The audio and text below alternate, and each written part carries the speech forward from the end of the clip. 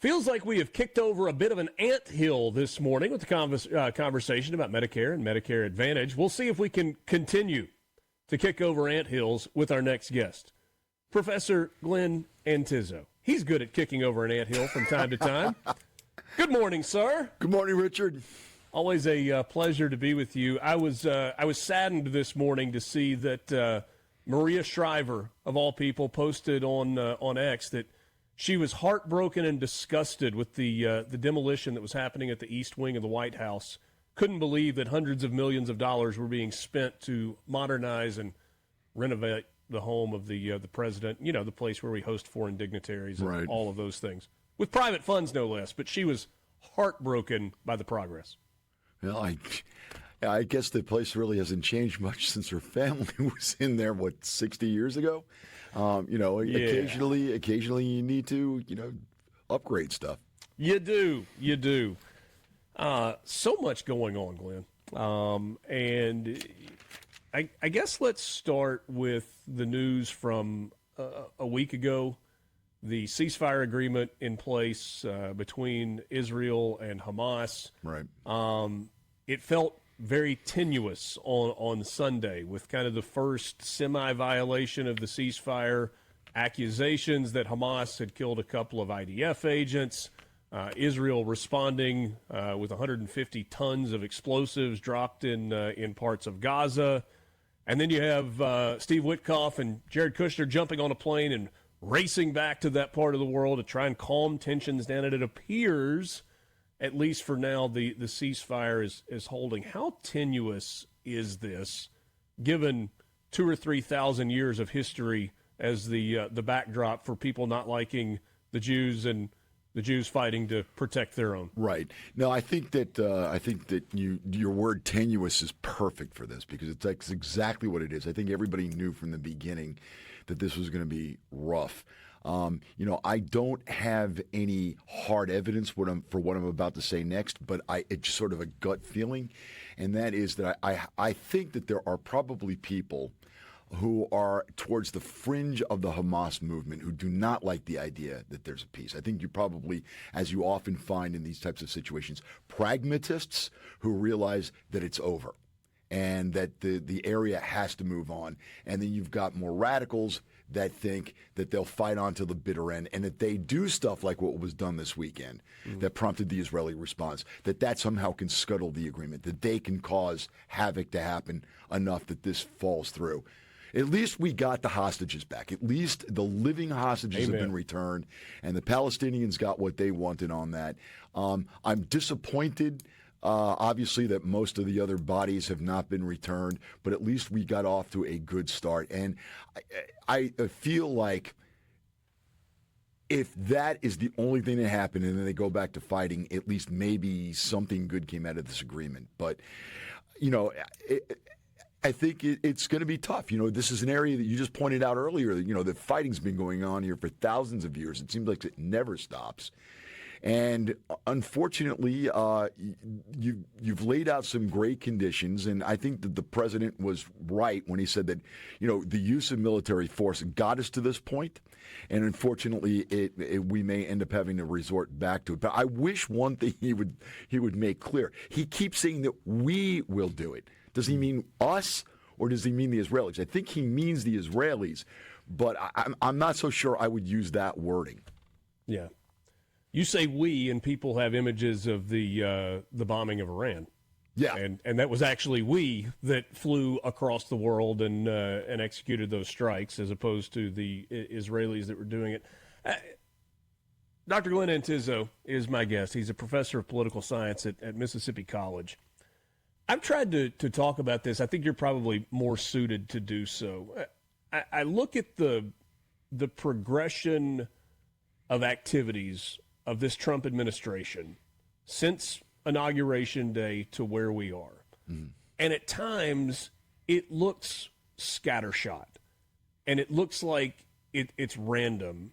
But I actually think there might be a little bit of a linear progression that has happened that has allowed us to get to this place. And I'm talking specifically about the economic meetings that we had back in the summer, the relationships that this administration has tried to build with some of the Arab countries, Yeah.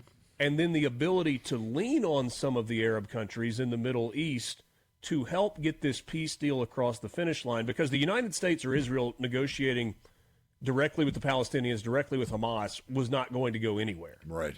But once you got some of those Arab nations on board saying, hey, it's time. It's time for this to stop, and we're supportive of this action, it felt like the game changed. Forgive me for the long-winded preamble there. Does any of that make sense? Yeah, no, pardon me, it absolutely makes sense. You may remember at the end of the first administration that you had the Abraham Accords that were worked out. Right. And that got peace with Israel, with the United Arab Emirates, Bahrain, two very important Gulf states, Sudan and Morocco.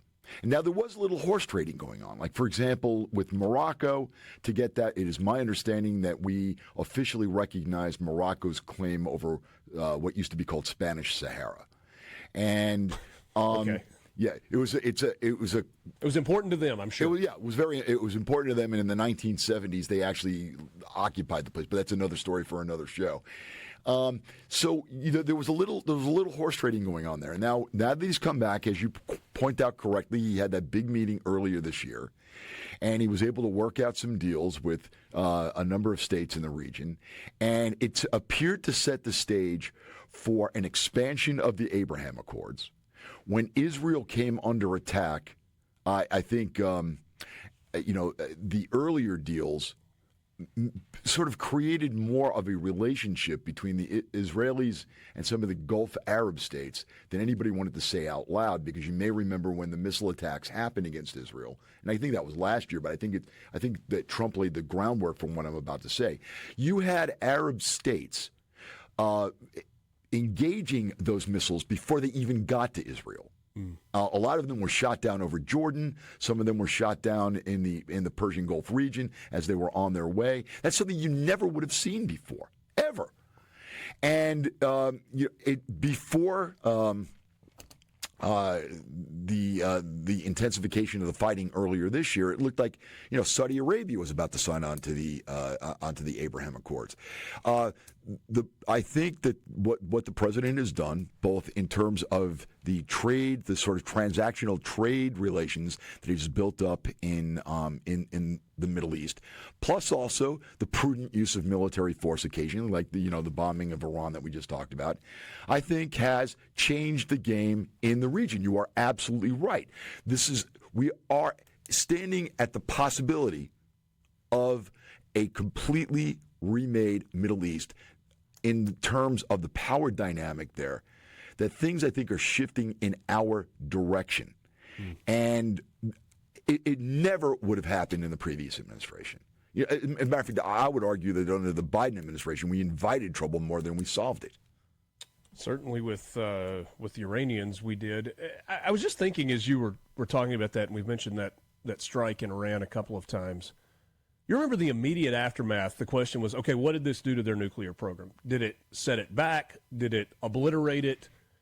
Nobody's talking about that anymore. Have we heard any definitive information as to what the result of the bombing on the Iranian nuclear facilities was now that we're a few months removed? Yeah, no, I think the best guess is that we probably set it back about 6 months to a year. There is, like you said, unless you're absolutely on the ground, I don't think there's any way to know for sure, because so much of this is buried so deep, and which was prudent on their part when they were putting it together. Sure. Just in case something like this did happen. And I think it was sort of foretold. If you saw that second, what was it, Tom Cruise movie? Top Gun Maverick. Top Gun. Yeah, that was absolutely Yes. the same thing. Yeah, I mean, I even asked an Iranian student, who do you think the enemy was in that? And he said, it was Iran. Yeah, I don't think there's any question. Can you drop these bombs in a hole the size of a sewer cap? Sure, we can do that, times 2.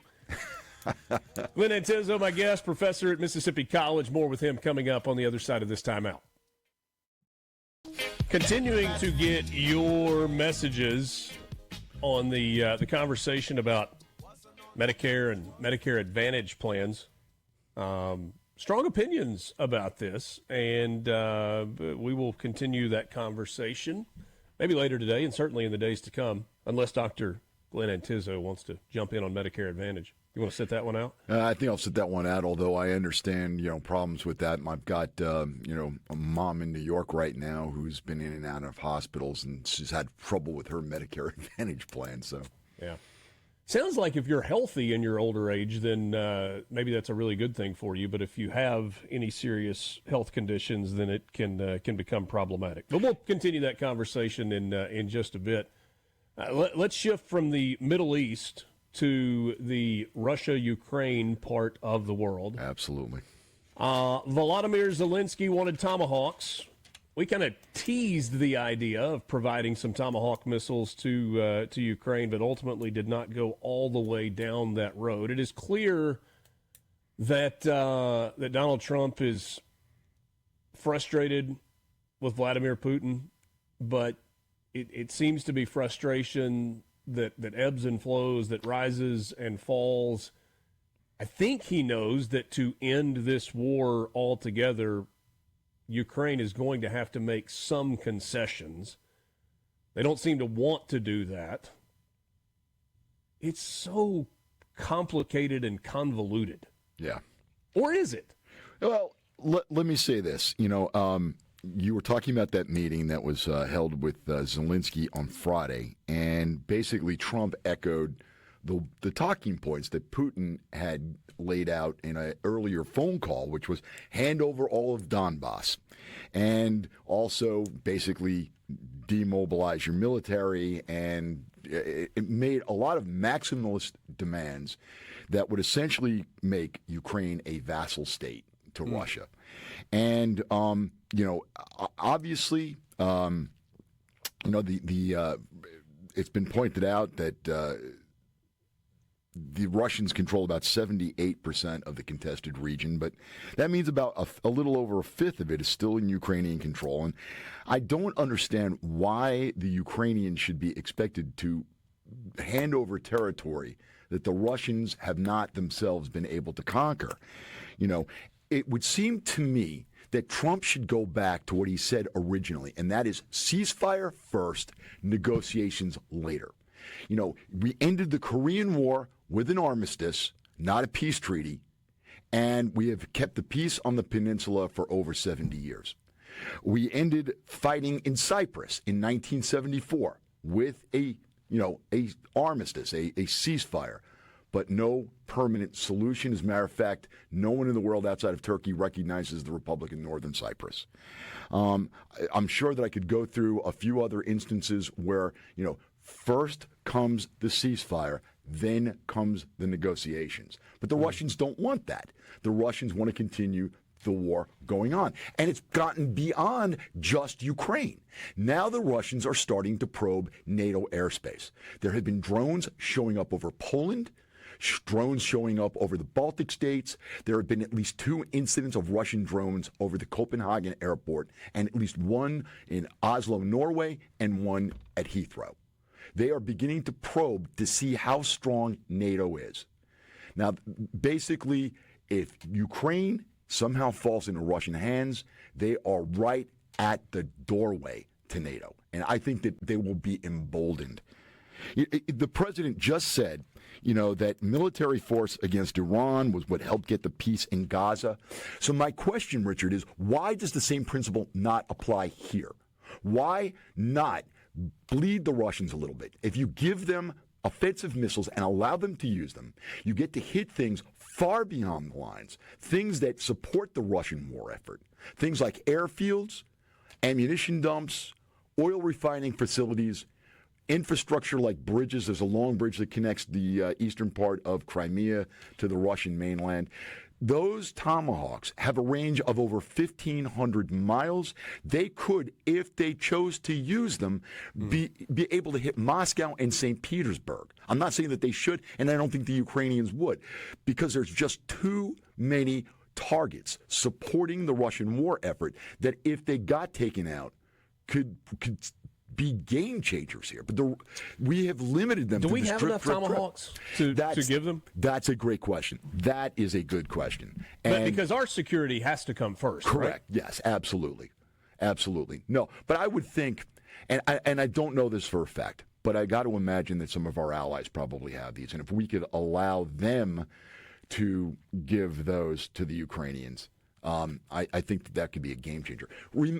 I don't know if our audience knows this. I know that you do, but these are long-range missiles that were created during the Cold War to be able to deliver nuclear weapons deep inside enemy territory.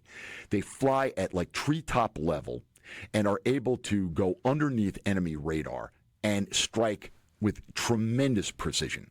These things have an electronic map on board and a GPS system that tells the missile exactly where on that map it is. This is a unbelievably reliable weapon that would absolutely be a game changer in this war.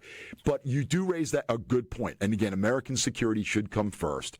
And we certainly cannot give these out sort of like Mardi Gras throws. But I would definitely consider trying to get Ukraine, them some missiles. Never mind. Never mind.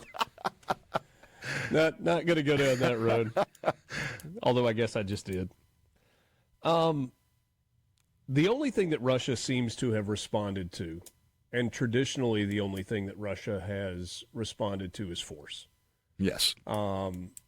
You can talk all you want, and they may sit there and nod their head and yes, and have Putin praise Trump and say that he deserves a Nobel Peace Prize and all of these things.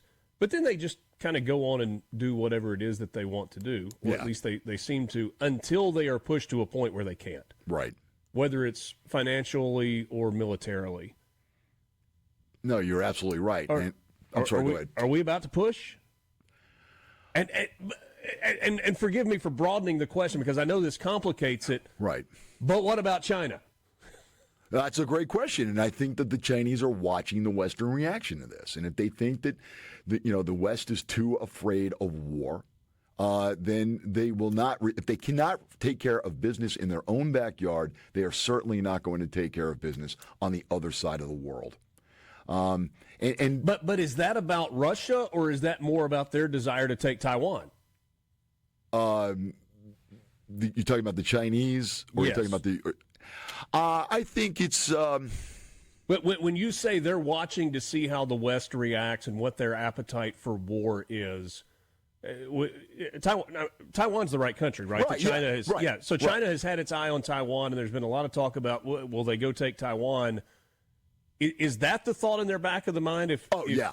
Okay. Yeah. No, there've been plenty of intelligence reports that suggest that the Chinese are getting ready to be able to be in a position, not to say that they will actually do it, but that they should be in a position to be able to invade and successfully take Taiwan in 2027.